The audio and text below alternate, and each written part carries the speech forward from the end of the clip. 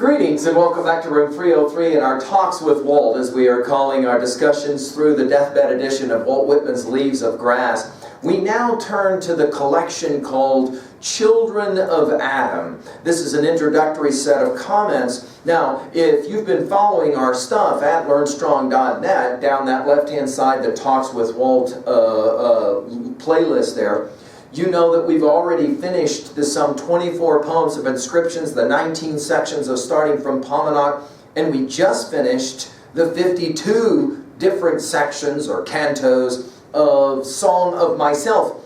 And you will recall that at the very end of that lecture that I was reading from the very last lines of some of the great epics that we study, epic poems that we study in room 303. And one of those, of course, was Milton's Paradise Lost. And yes, of course, Adam and Eve holding hands as they are leaving to go out into that great new world that they are about to inhabit. I think that it's significant and it's intentional for me that I would finish my comments on 52, Song of Myself, with Milton and with Paradise Lost as we now step into our discussion together with the children of Adam. Now, let's go through some basic review information, assumptions that I am making as I begin my talks with you now, specific to the poems of Children of Adam. The first of those assumptions are what I've already said. I really do hope that you have already been following us with preceding kinds of conversations. There's going to be what I call these echoes, and I'll get back to this at the end of this lecture. There are these echoes that happen, and you're going to begin to do this. Now, my hope is that you've got your own personal copy of the deathbed edition of Leaves of Grass, and you're annotating as you go. And when we get to these poems, you're going to be like, whoa, whoa, whoa, I know I've heard this before. That's the echoes that I'm speaking of. Now, our learning theory is hypercritical, just to review. The ability, the desire to connect new information to old information in meaningful ways. That's why we'll play that game of the echoes, where we'll hear a line and we'll go, or a usable word, and we'll go, I know I've seen that. I'm going to give you an example of that here in a moment as we set up these really controversial set of poems. I mean, this collection of poetry put within Leaves of Grass led Ralph Waldo Emerson to have a conversation during a walk on the Commons in Boston with Whitman, and Emerson said to him, I think you better pull those poems. I think you're going to get yourself involved in all kinds of insanity because the poems are so sexual in nature. Now, it was 200 years, I mean, think about your dates, right? 1667, Milton publishes Paradise Lost. 200 years later, 1860, we have the collection of this group of poems along with the columnist poems that we'll get to. 200 nearly, I mean, we're just a few hours away from it being 200 years later, right? That we'll look at these poems, and most of you as readers will be like, dude, I don't understand, what's the problem? Like, everybody's getting hung up and fired up about what here? But it's been 200 years. In 1860, when these poems are released, they create a serious phenomenon, and we'll try and tap into some of that. So we're going to begin to try and apply our learning theory to each one of these. Now, our annotative approach, we'll be using it in the nomenclature. Just to review, we're always reading at 3 levels as we read and take notes or annotate. At level 1, we ask, what does the text say? At level 2, what does the text mean? At level 3, how can I relate to this text in some way? At level 1, we're just summarizing. Literally, what is it that he says? At level 2, we subdivide 2A, themes, messages, to be not what Whitman says, this is the rhetorical level of reading, but how he says it. And we're going to look to see some of the genius continuations of from the 1855 Song of Myself poems, how he'll continue to evolve and develop his amazing poetic voice, and we're going to want to point all of that out. Finally, at level 3, how can I relate to this information? That's our definition of learning, right? We'll subdivide again. At 3A, other texts that we know, starting obviously with the 24 poems of inscriptions, the 19 sections of Paumanok, and obviously the 52 sections of Song of Myself. Most readers of the Children of Abraham haven't had the exposure to all of the precedent readings. They just jump right into Children of Abraham, of Adam, and so they're sometimes shocked at some of the things that are said. If you've been following all the way along, you will not be that shocked. You'll be like, oh yeah, I saw this coming, and I'll prove that to you here in a moment. Finally, at 3B, and most importantly, The goal here is for you to own these texts in some way. Dude, if you've been following all of our lectures up to this point, it is my hope that by the time you finish 52 of Song of Myself, you're able to say, you know, there's some moments in these poems that I'm going to hold on to for quite some time. If you can do that, what we call in 303, owning the text, making it our own, we have to ask, how can I relate to this information in some meaningful, personal way? And so that's our 3B approach. Now, we always say about text that we are the stories that we tell, we're the stories we retell. We are the stories that we accept. We're also the stories that we decide to reject. Of course, Whitman had a lot to say about that notion in Song of Myself and even earlier poems. But about every text, we're always asking in 303 about our big five. And because we use this language in our lectures, let's make sure we're comfortable with it. First of all, we're always asking about epistemology. That is to say, what can I know? And of course, there's ostensibly three options. About any given epistemological statement, you can say, I am absolutely 100% sure, and if you don't agree with me, you're wrong. Okay? Of course, the only problem with that is that, right, as we said before, people fly airplanes into buildings and kill lots of people because of this absolutist epistemological position. Of course, its complete opposite on the spectrum is the relativist position. There are no truths at all. Of course, to speculate there are no truths is to suggest there is one truth. To say there are no absolutes is to suggest that at least you know one absolute. This is what we call the performative contradiction, and epistemologically, the relativist position falls on its face, leading to, finally, the third position, which is the Whitman position, and it's, of course, the intended position of 303 as well, what we call the fallibilist position epistemologically, and it simply runs like this. I think I'm right, but I could be wrong. That I could be wrong part is central. So as we pick up any of these texts, we're always asking about Whitman's epistemological orientation. Number two, we're always asking about ontology. That is to say, who are you? Now, we saw this in our study of Song of Myself. We're going to see it again in the Children of Adam. That is to say the question, who are you? Right? To what degree can you understand who you are? Are you just a body, or are you also a mind? And is it true that you have to have a mind to argue there is no mind? But is there even anything more beyond that? We'll have to ask that question as well. Those are all those multiple perspectives on Whitman that we were playing around with in Song of Myself. Number three, well, we're going to ask about any one of the texts we study about the psychological rendering. That is to say, not just epistemology and ontology, but psychology, the study of the individual mind. What are its motivations? What are its fears?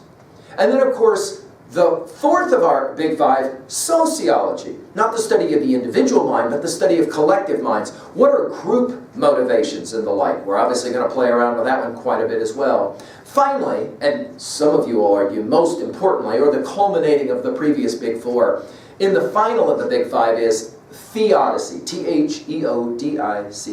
Theodicy. Theo, God, dike, justice. That is to say, can you explain why there is such pain and suffering in this world?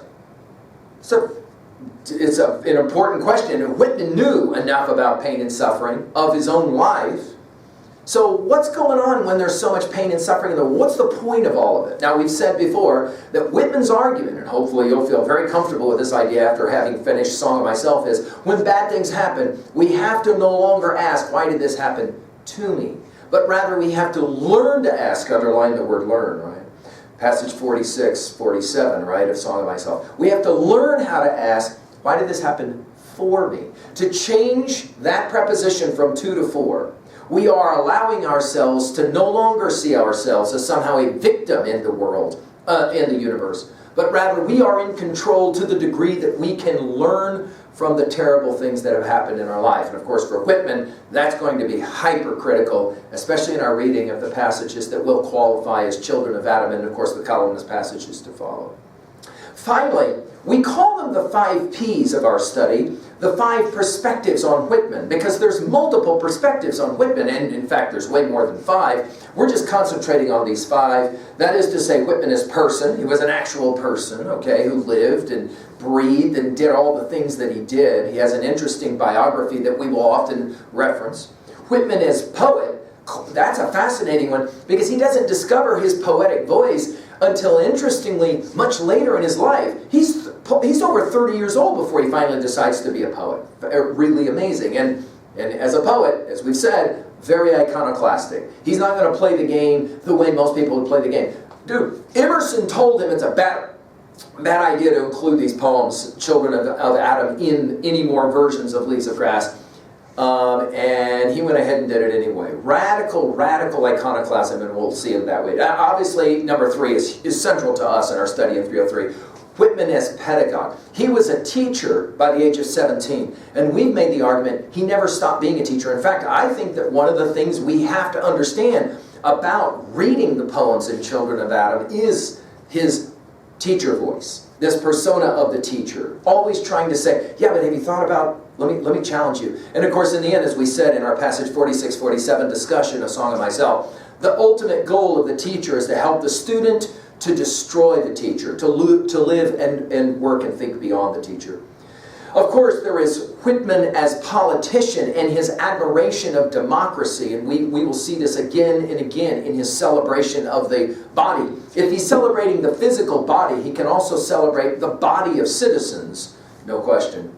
And finally, and I mean, this is the challenge of all challenges to read Whitman, is Whitman as philosopher. He was self-taught by and large, but he has this brilliant ability to integrate, we called him an integral thinker, to integrate so many different kinds of approaches and ideas. And we're definitely going to play that game out as well as we approach now our study of Children of Adam. So now let's turn back to finish our approach here to just make sure. Well, we're going to begin, first of all, with some quick notes from our Norton's Anthology, and it runs like this.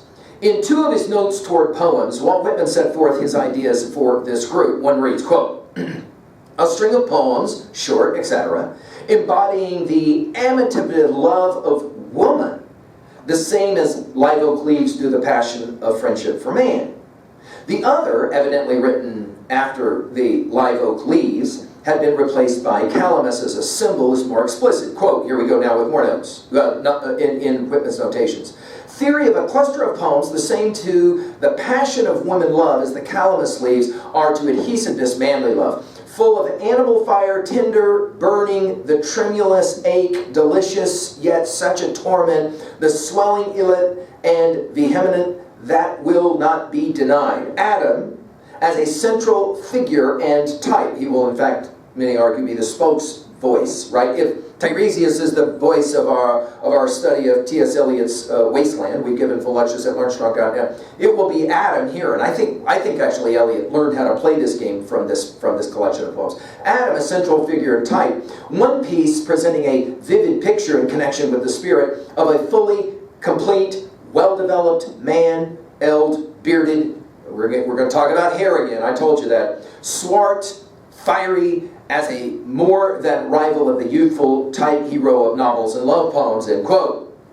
Under the title Events d'Adam, the group first appeared in Leaves of Grass in 1860 as 15 poems, 12 of which were new. In the 1867 edition, the title was changed to Children of Adam, and one of the poems, In the New Garden and in All Parts, was dropped. In 1871, the 14 poems of the preceding edition were retained, together with 2 transfers from the Drum Taps poems, to make a total of 16. Thereafter, the group remained unchanged, although the present order is slightly different from that of the original. Walt Whitman was formally to defend this group in his A Memoriam et Adventure from the North American Review of June 1882. As a few months earlier, he had defended it in a talk with Emerson, as I mentioned to you, on the Boston Common. He's reported by Trumbold as remarking, quote, Children of Adam stumps the worst and the best. I've even tried hard to see if it might not, as I grow older or experience new moods, stump me. I have even almost deliberately tried to retreat, but it would not do. When I tried to take those pieces out of the scheme, the whole scheme came down about my ears, end quote. Well, that's going to give us, I think, enough to say, let's pick up these poems and enjoy it. Now, just to finish our approach.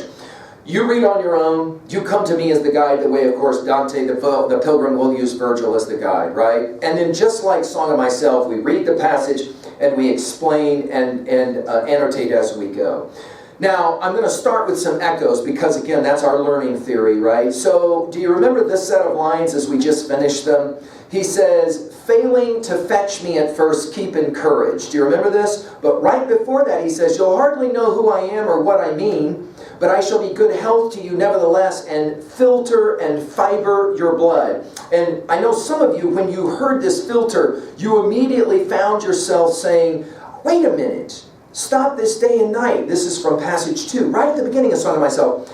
With me, and you shall possess the origin of all poems. You shall possess the good of the earth and the sun. There are millions of suns left. You shall no longer take things at second or third hand, nor look through the eyes of the dead, nor feed on the specters and books. You shall not look through my eyes either, nor take things from me. You shall listen to all sides and filter them from yourself. See the word filter? Those echoes, we're going to be paying attention all the way through, right? Now, there's a passage that we want to pay attention to that we read in Song of Myself 27. Do you remember this set of lines? We're going to use this as our key line. You remember how we did passage 4, both in and out of the game, and wondering and watching and wondering at it. I witness and wait. The key line for us comes from passage 27. Do you remember these words? I merely stir, press, feel with my fingers, and am happy. To touch my person to someone else's is about as much as I can stand. Now, of course, this happy makes us jump immediately to passage 50 of Song of Myself. To touch my person to someone else's is about as much as I can stand is, of course, for us going to lead us immediately right into the Children of Madam poems, and more particularly to the garden, the world. And we're going to be challenged, guys. Get ready, because this is going to be some stuff that's going to push us. At least I hope so. Thank you.